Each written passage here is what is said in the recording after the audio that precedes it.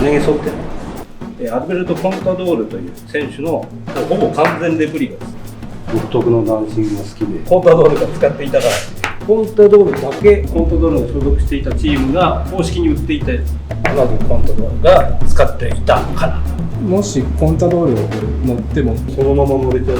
イヤヒもすごいし、サイズも同じ。一般には売ってないものがここまでしてる人はなかなかいない。で、多分日本で使ってるのが僕一人だと思う。細かく聞いたけどやばいっす。相当アホです。まあ3桁かかってます。嫁さんには総額5万って言った。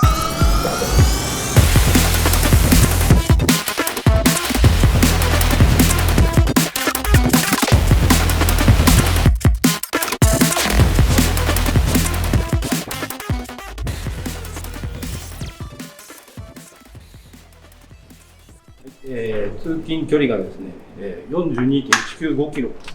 もうほぼフルマラソンの距離。休憩入れて2時間ぐらい。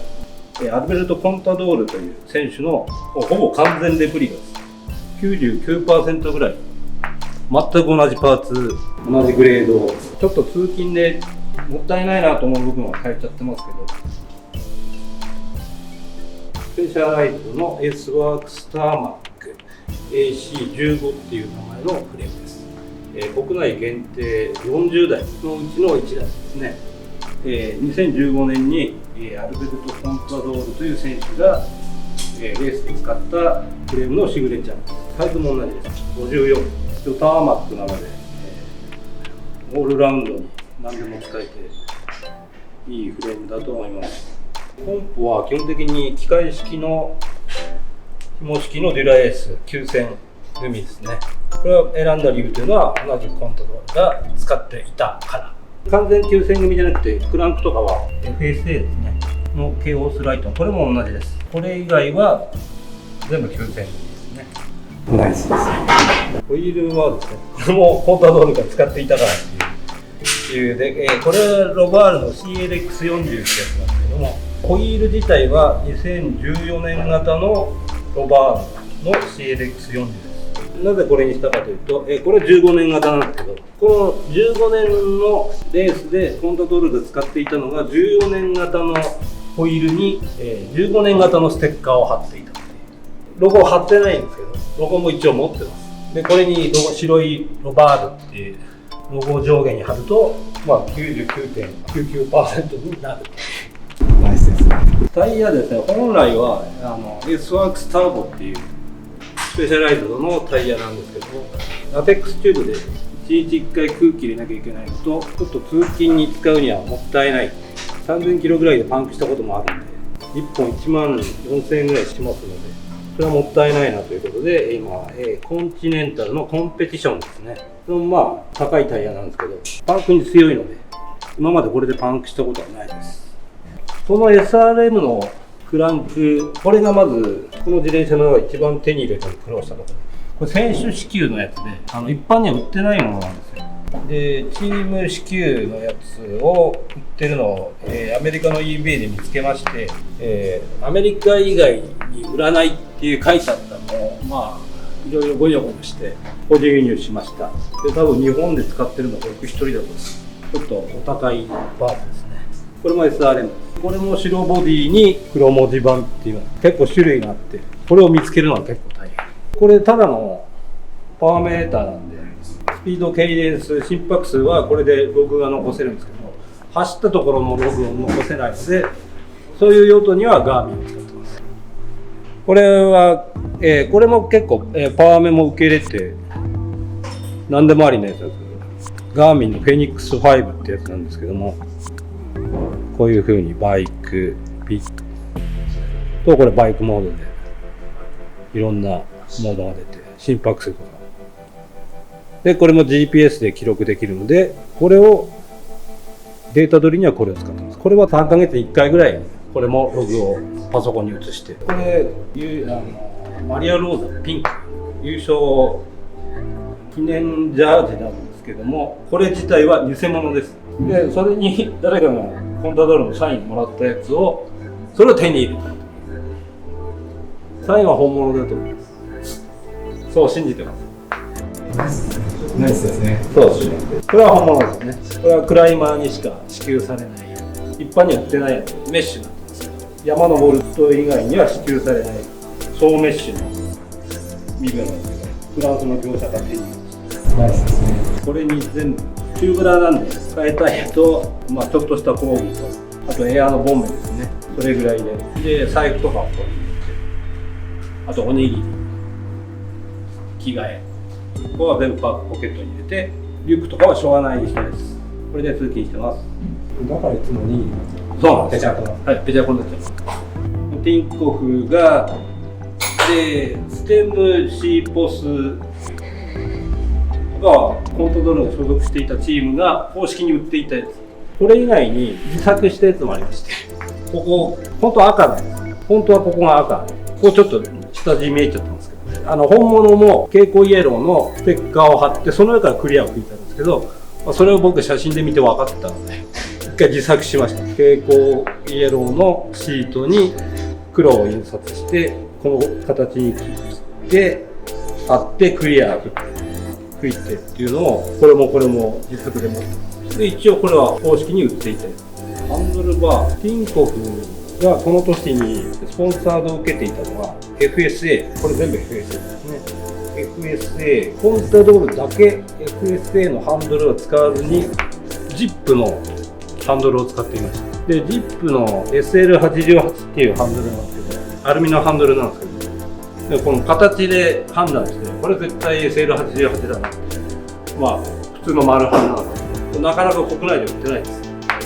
で、これを手に入れまして、で、ここに Z っていう、ジップの Z っていうロゴが入ってるんですけども、それをテープで隠している。なぜかというと、スポンサード受けてないから、映っちゃまずいっていう。それでテープで貼ってあると、もうそれも再現してあと、コンタドールといえば、アリゲーターのアイリンクっていう、これですね、シフトとブレーキは、アイリンクっていうアルミの一コマ一コマをつなぎ合わせて作るケーブルなんですけども、これもここからここまでのコマの数とか全部本物通り数になってます。ここからここまで。当時のティンコフが高解像度写真をレースごとに、ネットで載っけてて、でそれをダウンロードして大きく見えるんで、で数とか本当数えられるんで、それも再現して、他やることないっていう状態。もう強いて言えばそのコンタドールのステッカー、スペイン国旗のコンタドールのステッカーと、あとここがスペイン国旗のパチっていうはまるやつ、プロロゴのその国旗シリーズで売ってるので、それをつければ完成かな。あとバーテープの本来は FSA のロゴ入りのエンボスのバーテープが使われてるんですけども、それも国内で買うと高いので、最初はそうしてたんですけど、白ですぐ汚れちゃう。これは別にいいかなっていうのが、スペシャルの白のバーテープを使ってます。99% という妥協している部分は結構あります。3桁かかる。もしコンタドール乗っても、もうそのまま乗れちゃう。もうそのまま乗れちゃうと。サイズもってやつなんです。ギア比もサイズも同じで、教室の高解像度写真でこのメモリが見れるんです。実際にコンタドールが何ミリだかで乗ってるからです。それよりも15ミリぐらいちょっと高くしてます。身長176ぐらい、僕より4センチぐらい低いですよね。あれらも一緒です。奥に。で、黄色と青バージョンっていうのがあったんですけど、今年はググって買っちゃいました。120、130だと思います。これがもうまるっきり通勤したり、朝おはようございますって2階に入ってきて、電車知らない人もいる。ちょっと見たら引くよなっていう、そういうとこは、メッセンジャースタイルですね。ガチメッセンジャースタイル。これにメッセンジャーバッグ背負ってれば、その辺で走ってる人みたいな。という理由で、短パンをいつも履いてます。それナイスですね。ナイスですね。すね毛剃ってる。シューズのこのイエロー、これもティンコフの真似。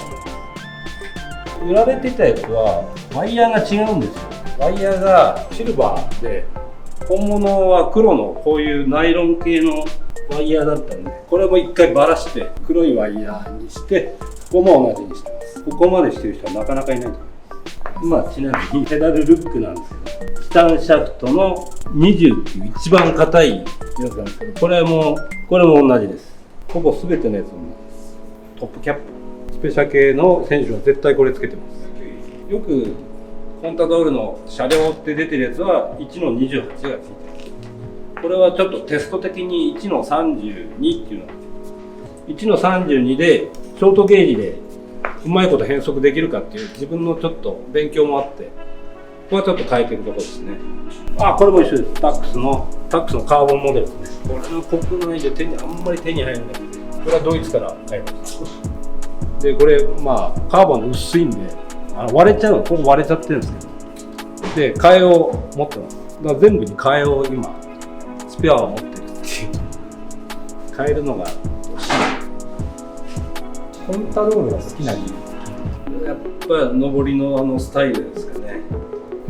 独特のダンシングが好きで、これを買う前にサガンが好きで、本当はサガンモデルを探してたんですけど、でサガンの動画を見てるし、コンタドールの動画とか見るようになって、これコンタドールの方がかっこいいなと思って、でちょっとくら替えというか、で近くの自転車屋にこれが偶然54サイズが売ってたんで、もうこれは買うしかない。